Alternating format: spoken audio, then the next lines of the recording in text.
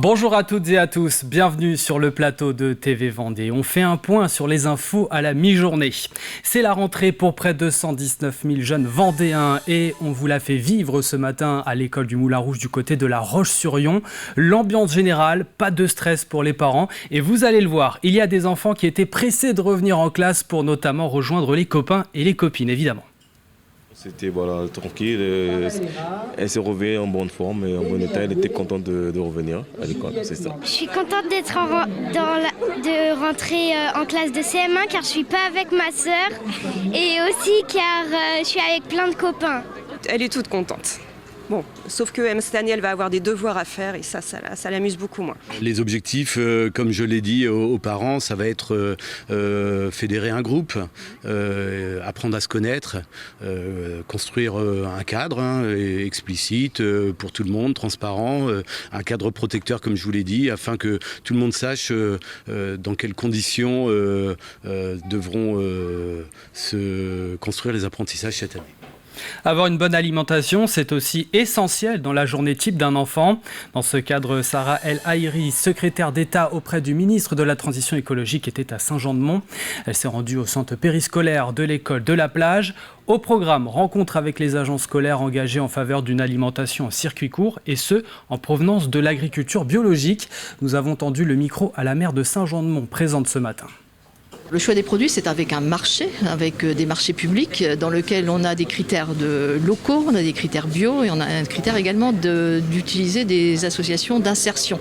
C'est pour ça que nous travaillons avec Adapay et Aria de 85 qui fait travailler des agents en situation de handicap et qui permettent d'avoir des légumes qui sont locaux, qui peuvent être préparés, c'est-à-dire épluchés, coupés en rondelles, etc. Mais voilà, c'était vraiment un choix de notre part. Nous avons évoqué donc la rentrée des maternelles et des élémentaires. Ce matin, nous prenons maintenant la direction des herbiers au sein de l'établissement Jean 23 pour parler des lycéens. C'est d'abord les secondes qui ont été accueillis pour une journée d'intégration.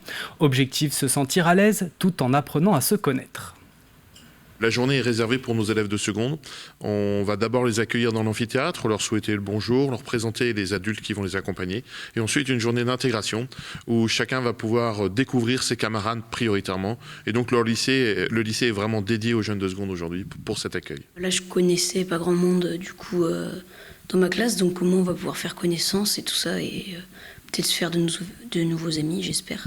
Donc, franchement, ça va, je connais beaucoup de monde. Et puis là, je suis à côté de quelqu'un que je connais, du coup, ça va. Bien travailler, oui, et rencontrer de nouvelles personnes. Ouais, c'est plus important. Mais vraiment faire de nouvelles rencontres et puis, je pense, remplir nos objectifs scolaires. Voilà, ça m'aide.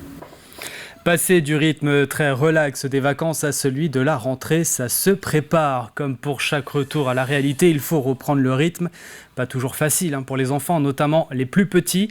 Retrouver des horaires réguliers est donc important. Mais autant y aller en douceur. Diane Delangle est allée prendre quelques conseils. Oui, je me trouve avec Emmanuel Mallard, coach parental. Bonjour, merci de nous accueillir ici à l'île d'Olonne. Bonjour, Diane, merci. Alors ça y est, la rentrée arrive, elle démarre dès maintenant. Comment est-ce qu'on peut aider son enfant à se préparer pour ces jours ô combien importants ? Alors, il y a plusieurs choses à faire. On peut déjà commencer par devenir un parent proactif. C'est-à-dire qu'en fait, on va préparer l'enfant à ce jour de rentrée. On va lui expliquer comment ça va se passer, comment ça va se dérouler, qu'est-ce qui va se passer quand il va se lever le matin, comment il va aller à l'école, qui va s'occuper de lui, qui va le ramener. Vous voyez, on va vraiment décortiquer un petit peu de sa journée pour que lui se sente en phase avec ce qui va lui arriver et qu'il ne se soit à aucun moment, il ne soit pris par surprise dans ce qui va se passer. Ça aide à canaliser l'excitation qu'il peut y avoir sur cette période. Alors, tout à fait, l'excitation, mais surtout aussi l'angoisse qu'il peut y avoir qui va amener à l'excitation. Ce qu'il ne faut pas oublier aussi, c'est que ces enfants, à la rentrée, surtout les plus petits, quand ils rentrent, ils vont se retrouver dans un environnement qui va être complètement différent en fait, de ce qu'ils ont connu cet été. Un environnement plutôt enveloppant, plutôt calme. Là, ils arrivent dans le bruit. Ils vont arriver dans le bruit, dans la cohue, dans l'obligation d'enchaîner en fait, les activités. Et souvent, comme beaucoup d'enfants, ils vont se retenir, ils vont se contenir tout ce temps d'école. Alors, parents, préparez-vous. Parce que quand vous allez les récupérer à l'école, vous êtes la figure d'attachement. Et là, ils vont bien exploser avec vous. Entretien complet à retrouver sur le site internet de TV Vendée, tvvendée.fr. On passe à toute autre chose. Samedi, on célébrait les 200 ans de la chapelle du Mont des Alouettes aux Herbiers. En septembre 1823, la princesse Marie-Thérèse, duchesse d'Angoulême et fille aînée de Louis XVI, avait financé la construction.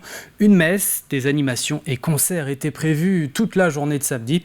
L'invité que tout le monde attendait était le prince Louis de Bourbon. Des visiteurs qui se disent attachés par l'histoire riche de notre territoire. Je suis très attachée à l'histoire de France et ce qui s'est passé en Vendée, il faut en parler. C'est aussi l'histoire de la France.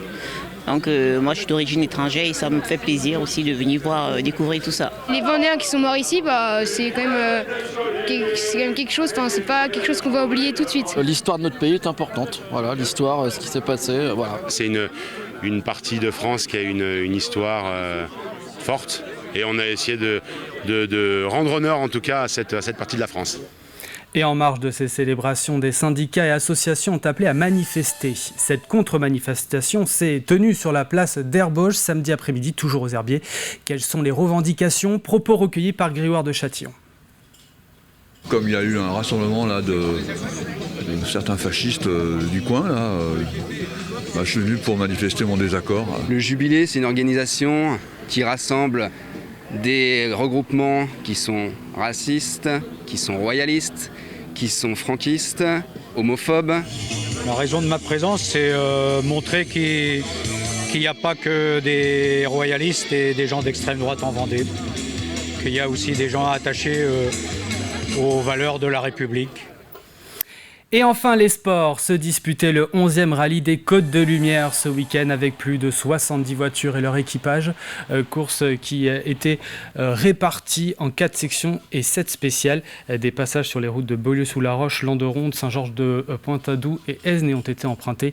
La rencontre régionale comptait pour la Coupe de France des rallyes 2023 et le championnat de la Ligue Bretagne Pays de la Loire. Bravo au duo Frédéric Gobin et Jean-Luc Freigne pour leur première position. D'ailleurs, ce soir dans 85 chrono, Alexandre Le Naour y reviendra à partir de 18h50. Voilà pour l'actu à la mi-journée. Prochain point sur l'info, ce sera à 18h avec Diane Delangle.